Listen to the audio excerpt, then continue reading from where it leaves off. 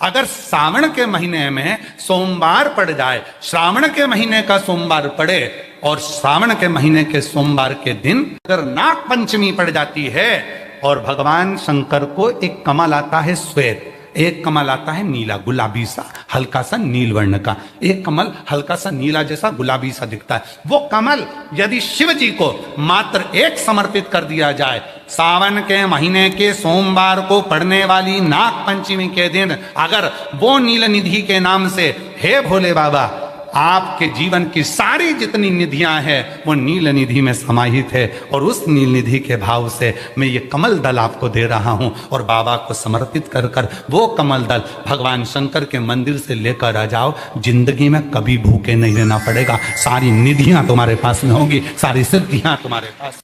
वो नील निधि 33 वर्ष में बाबा जी 33 वर्ष में 6 बार सावन के सोमवार को नाग पंचमी पड़ी। 2026 में सावन के सोमवार को 17 तारीख को बाबा की ये शिवरात्रि फिर पड़ रही है, वापिस नाग पंचमी पड़ रही, वापिस नाग पंचमी पड़। सावन के सोमवार पर पड़ने वाली नाग पंचमी को निधि पंचमी कहा जाता है, नील निधि पंचमी। भले वो नाग पंचमी है पर वो इतनी निधि दे देती है, तो उसके लिए स्वयं देवाधिदेव महादेव की कथा करती है, स्कंद पुराण वर्णन करती है, शिव पुराण वर्णन करती है। सावन के महीने में जब सोमवार पड़े, सोमवार के दिन नाग पंचमी पड़े, नाग पंचमी के दिन जो नील पुष्प भगवान शिव को कमल का समर्पित कर देता है और उसी कमल के पुष्प को नील निधि के रूप में लेकर आ जाता है, उसके पास में कभी जिंदगी में ना अष्ट सिद्धि की कमी होती है ना नौ निधि की कमी होती है। उसका वैभव, जितने संसार के लोग कर्जे में है, भले तुम्हारा बैंक का कर्जा हो, लोन का कर्जा हो, चाहे तुमने दुनिया में कहीं से भी कर्जा ले रखा हो,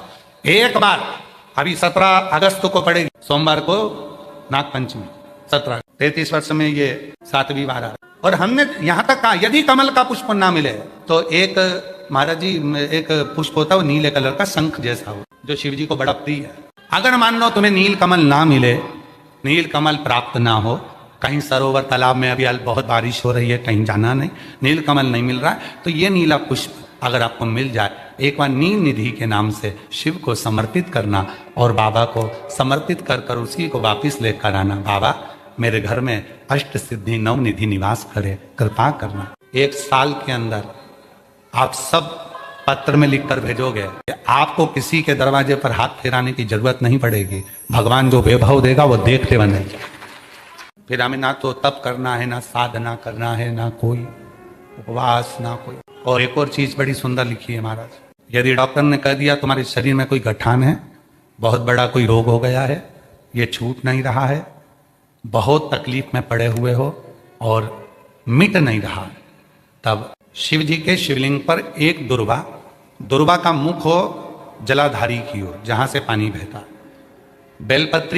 बेलपत्री का डंडी का मुख हो जहां से जल बहता जलाधारी की ओर, और 2 छोटी छोटी कटोरियों में यदि सावन महीने के सोमवार की नाग पंचमी पर अगर दूध चढ़ाया जाता है और उसको दूध चढ़ी हुई बेलपत्री और दुर्वा दोनों को लेकर आया जाता है, दुर्वा सुबह के समय द्वितीय दिवस में, जिस दिन चढ़ाओगे उस दिन नहीं, द्वितीय दिवस में उसको सुबह सुबह चबाकर खा लीजिए, और बेलपत्री को जिस कक्ष में आप सोते हैं उस कक्ष में उसको रख लीजिए, कहीं पर भी हमेशा के लिए। जो शरीर का रोग है वो धीरे धीरे मिटेगा ही, और 4 से 6 महीने के अंदर बड़े से बड़ा रोग सारी रिपोर्टें नील आकर सामने खड़ी हुई। ये कोई साधारण नहीं है, सावन महीने का सोमवार उस दिन पड़ने वाली नाग पंचमी। आप सबको तो साधुता है, अब की बार 17 अगस्त को पड़ रही है, और बाबा की कृपा से आपको ये कथा श्रवण करने को मिल गई नील निधि की।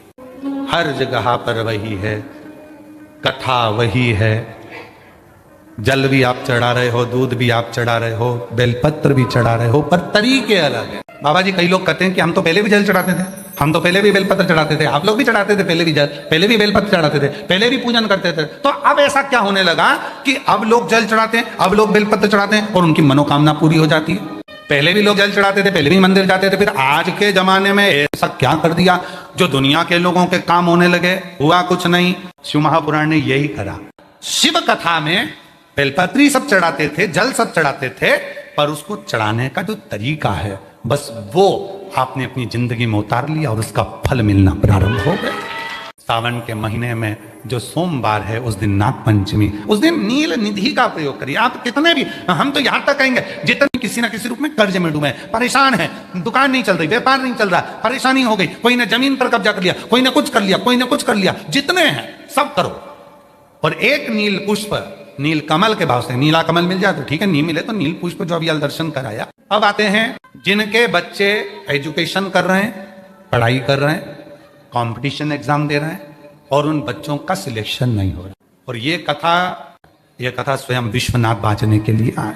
जितने बच्चे एजुकेशन कर रहे हैं और जितने बच्चे कंपटीशन एग्जाम दे रहे हैं, रिजल्ट नहीं आ रहा, 1 नंबर से, आधे नंबर से, 1.5 नंबर से, 2 नंबर से रह जा रहे हो, तो प्रयास। सावन के महीने के सोमवार की नाग पंचमी के दिन, सोमवार की नाग पंचमी के दिन लाल चंदन बाजार में होता है, लाल चंदन, उस लाल चंदन का लेपन घिस लो, उसको घिसकर बेलपत्री की दोनों पत्तियों में, नीचे वाली दोनों पत्तियों में उस लाल चंदन का लेपन, बेलपत्री के नीचे वाली दोनों पत्तियों में लाल चंदन का लेपन करिए, और ऊपर वाले पत्ते पर केवल बोलते हैं मौली, लच्छा, नाड़ा जो भी है वो बीच वाली पत्ती पर रखकर देवाधिदेव महादेव को समर्पित कर दीजिए और बाबा पर 1 लोटा जल चढ़ा दो।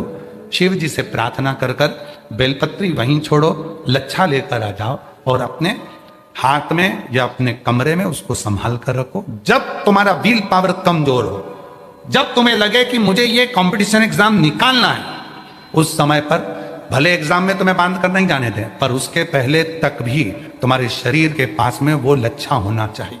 फिर भले उतार कर जाओ, एग्जाम देकर आओ, फिर पत्र इस व्यासपीठ पर तुम्हारा जरूर होगा, मिले। वो साधारण नहीं है। सावन के महीने के सोमवार को पढ़ने वाली शिव नाग पंचमी को नील निधि पंचमी कहते हैं। उस नील निधि का मतलब है सारी सिद्धियां एक ही निधि में प्राप्त हो। नाग पंचमी है। संपूर्ण सनातन वासियों को मेरी ओर से नाग पंचमी की बहुत बहुत बधाई, और चौरसिया समाज को आज बहुत बहुत, संपूर्ण विश्व की चौरसिया समाज को हमारी ओर से बहुत बहुत नाग पंचमी की बधाई हो, क्योंकि पूरा चौरसिया समाज कोई दूसरा नहीं है। संपूर्ण विश्व का चौरसिया समाज मेरे शेष नाग और भगवान के गले में रहने वाले वासुकी नाग के कृपा पात्र हैं, आशीर्वाद के पात्र हैं। संपूर्ण चौरसिया समाज को बहुत बहुत। श्रावण के महीने की पंचमी, चाहे नाग पंचमी हो, चाहे श्रावण महीने की शुक्ल पक्ष की, चाहे कृष्ण पक्ष की पंचमी हो, शिव जी पर जल चढ़ाया गया। और समझ लो अच्छे से, श्रावण महीने की पंचमी के दिन देवाधिदेव महादेव पर चढ़ाई गई शमी पत्र, शंकर भगवान पर चढ़ाई गई शमी पत्र, आस्तिक मुनि का नाम लेकर, कौन से मुनि? आस्तिक मुनि का नाम लेकर शमी पत्र को वापस उठाकर उसको अपने दरवाजे की चौखट पर कहीं पर भी या द्वार पर कहीं पर भी एक ओर रख देने पर घर के अंदर, बगीचे के अंदर सर्प प्रवेश नहीं करता। ध्यान रखिए, सर्प प्रवेश नहीं करेगा। शमी पत्र समर्पित करने पर, उस शमी पत्र को आस्तिक मुनि का स्मरण करने पर, कौन से मुनि है? आस्तिक मुनि का स्मरण करने पर भीतर घर के अंदर बगीचे में सर्प भी प्रवेश नहीं। उस शमी पत्र में जया, विषहरा, शामली वारी, दौतली और देव, ये 5 कन्याओं का भाव प्रकट हो जाता है और वो कन्याएं हमारे घर के द्वार की रक्षा करती हैं। तुम्हारे घर की बहन बेटी क्या करती है? तुम्हारे घर की बहन बेटियां क्या करती हैं? घर में बहन बेटी आती हैं तो बद्दुआ देकर नहीं जाती। घर में कन्याएं रहती हैं, बद्दुआ नहीं देती। घर की बेटियां जब दरवाजा छोड़कर शादी कर वाले दिन, विदाई के दिन अगर जाती भी हैं तो बेटियां हाथ में धान भरकर फेंक कर जाती हैं कि मेरा मायका खूब फले फूले आगे बढ़े। छापे लगाकर चली जाती हैं कि हमने हमारी जीवन की सारी दौलत, जीवन का सारा सुख अपने मायके में दे दिया है। वो बेटियां होती हैं। तो जया, विषहरा, शामली बारी, दौतली, देव, ये उस घर में निवास करती हैं जिससे ये घर में हम रक्षा कर सकते, रक्षा कर सकते। श्रावण के महीने की पंचमी, कौन सी तिथि? पंचमी, चाहे वो शुक्ल पक्ष की हो चाहे वो कृष्ण पक्ष की। श्रावण महीने की पंचमी के दिन शंकर भगवान पर जिस जिस परिवार के व्यक्ति का कांवड़ जल हमने बताया है आपको, जरूरी नहीं है कि डंडा बांधकर 2 कावड़ के जल के लोटे लेकर जाओ, आप अपने हाथ में भी 2 पात्र लेकर जा सकते हैं। पंचमी तिथि के दिन हाथ में 2 लोटे जल के, 2 कलश जल के जब हम शंकर भगवान को चढ़ाते हैं तो ऊपर जो कमंडल होता है शिव जी के ऊपर जलधारी होती है, जिसमें जया, विषहरा, शामली बारी, दौतली और देव, शंकर भगवान की 5 बेटियां जिसमें विराजमान होती हैं। जब हम जल समर्पित करते हैं, हमारे पीढ़ी में, परिवार में अगर कोई अधोगति में मर गया होता है, कुंवारी अवस्था में चले गया होता है, गर्भ में मर गया होता है, गर्भ के बाहर निकल कर भी अगर कुंवारी अवस्था में चले गया होता है, तो श्रावण महीने की दोनों पंचमी पर परिवार का अगर कोई एक व्यक्ति भी जल चढ़ा देता है शंकर भगवान पर, तो सर्प की योनि में नहीं पड़ता, जीव मुक्त हो जाता, प्रेत योनि में सर्प की योनि से मुक्त हो जाता।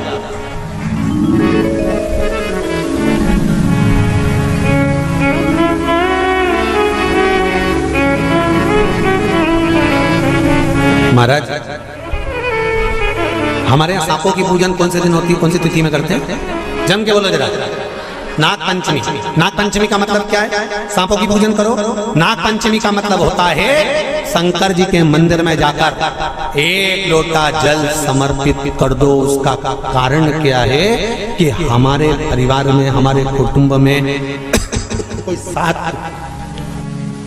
कुटुंब में, परिवार में कोई 7 पीढ़ी के अंतर्गत भी अगर कोई जीव तड़प रहा होता है, पड़ा हुआ होता है, उसकी मुक्ति नहीं होती है, तो पंचमी का चढ़ा हुआ जल उस जीव को प्राप्त हो जाता है और वो जीव तर जाता है, उसका फिर जन्म नहीं होता, वो तर,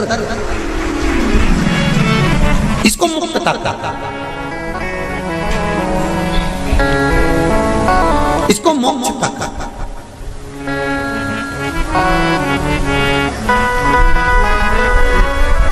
ये मोक्ष, इसी को कहेंगे कि ये मुक्तता। महाराज,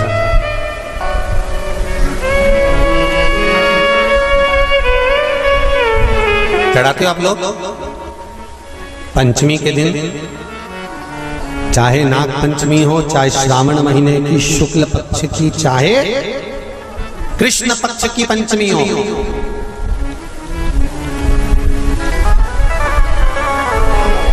शिव जी पर जल चढ़ाया गया।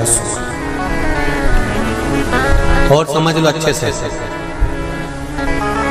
श्रावण महीने की पंचमी के दिन देवाधिदेव महादेव पर चढ़ाई गई शमी पत्र,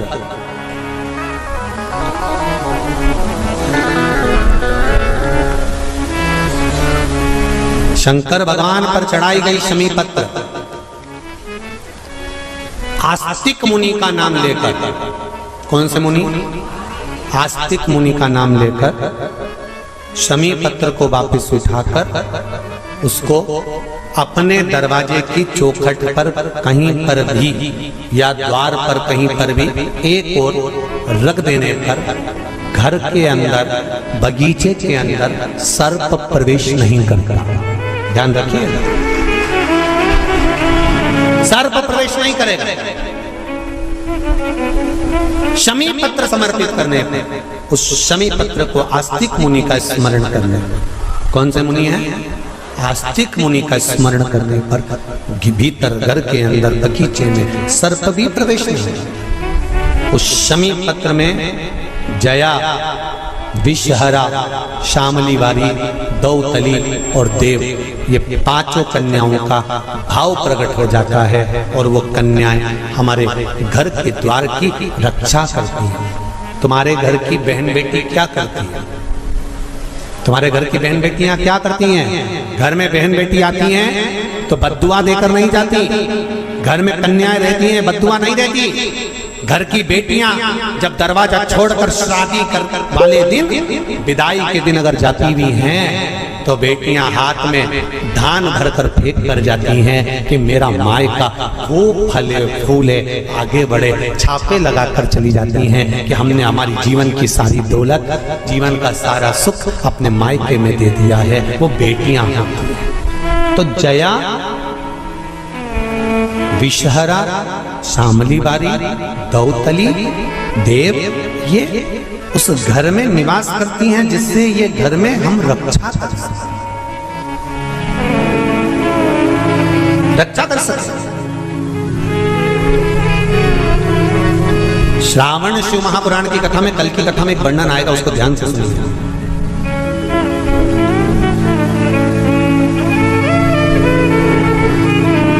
उदर, पेट सारी बीमारियों का केंद्र बिंदु है। सारी बीमारियों का केंद्र बिंदु हमारा उदर। कहीं इसमें तकलीफ होती है, एसिडिटी बन जाती है, कोई बड़ी बड़ी बीमारियां इसी के माध्यम से, पेट के माध्यम, तो उसके लिए कल की कथा में श्रावण के महीने का बड़ा सुंदर भाव प्रकट होगा कि हमारे उदर से जुड़े हुए प्रॉब्लम, केवल एक तिथि और एक ही दिन शंकर भगवान पर जल चढ़ाकर उस जल का 3 बार आचमन करने पर ही उदर की बीमारी मिट जाती है। वो श्रावण के महीने का बड़ा सुंदर कथा है, उसको अपन श्रवण करते हुए आगे बढ़ेंगे। वो श्रावण, सावन के महीने में पार्वती जी ने और गंगा जी ने ये चतुर्मास में जितना सौभाग्य का दान दिया है, उनके बराबर दुनिया का कोई व्यक्ति इतना सौभाग्य का दान नहीं दे सकता। सौभाग्यवती नारियां अखंड सौभाग्य के लिए भाग्य सूचक वस्तुओं का जो दान करता है वो जीवन में कभी विधवा नहीं होता। महाराज वो 8 वस्तुएं बताई हैं। पहला कुमकुम, दूसरा पुष्प, चाहे लाल हो, चाहे सफेद हो, चाहे पीला हो, पुष्प कोई भी हो। तीसरे नंबर पर है चंदन, चौथे नंबर पर है तांबुल, 5वें नंबर पर है काजल, 6ठे नंबर पर है ईख, क्या बोलते हैं यहाँ पर ईख को, क्या बोलते हैं, गन्ना, ईख। 7वें नंबर पर है लौंग, खाने वाली जो लौंग होती है, लौंग। 8वें नंबर पर है जीरा, जीरा ये भी सौभाग्य सूचक है। कर जो दान दे देता है वो नारी कभी विधवा होकर नहीं जाती, 7 जन्म तक अखंड सौभाग्यवती रहती है, अखंड सौभाग्य। 7 बेलपत्र भगवान शंकर के शिवलिंग पर चढ़ाकर सावन के महीने में 2 लोटा जल शंकर भगवान को, आप लोगों को मालूम है ना, सारे समय पर 1 लोटा जल और सावन में 2 लोटा जल। सावन के महीने में 2 लोटा जल शिव जी को चढ़ाया। और अगर चिंता ज़्यादा है, टेंशन ज़्यादा है, डिप्रेशन चल रहा है, गोलियों पर गोलियां खाना पड़ रही है, बीपी की गोलियां बार बार खाना पड़ रही है, तो ब्रह्मेश्वर महादेव का नाम लेकर शिव पर 7 बेलपत्र चढ़ाकर, और अगर 7 ना हो तो 5, 5 ना हो तो 3 बेलपत्र शिव को चढ़ाकर दोनों हाथों के लोटे का जल धीरे धीरे शिव जी पर चढ़ाएं और उसी में से थोड़ा सा जल लेकर जो बहुत टेंशन में हो, डिप्रेशन में हो, चिंता में हो, उसको उस जल का आचमन कराना प्रारंभ करो। 3 से 4 दिन के अंदर वो डिप्रेशन से बाहर निकलेगा, अपने कार्य में रुचि रखेगा और उसको प्रसन्न करेगा। ब्रह्मेश्वर महादेव, बोलो कौन से महादेव? ब्रह्मेश्वर। बोलो ब्रह्मेश्वर महादेव की। कहे गुरुजी हमारा इतना कर्जा हो गया, गुरुजी इतना कर्जा हो गया गुरुदेव, वो कर्जा समाप्ति नहीं हो रहा। हमारा पैसा विदेश में उलझ गया, हमारा पैसा किसी ने खा लिया, हमारा पैसा नहीं आ रहा, हम तो जगह जगह से कर्ज ले लेकर अपना कर्जा चुका रहे, वापिस कर्जे में डूबते जा रहे। हमारा निवेदन है शिव जी के मंदिर में भगवान शंकर को अगर आप जल चढ़ाने के लिए रोज जाते हो, प्रतिदिन जाते हो, आप जब शिव जी को जल चढ़ाते हो तो आप जल चढ़ाने के बाद अपने हाथ की ये 3 रेखाएं, ये 3 उंगलियां, अपने हाथ की ये 3 उंगलियां 3 स्थान पर स्पर्श करो। शिवलिंग का स्पर्श, जगत जननी दुर्गा भवानी अर्थात जिस पे शिवलिंग रखा हुआ है वो जलाधार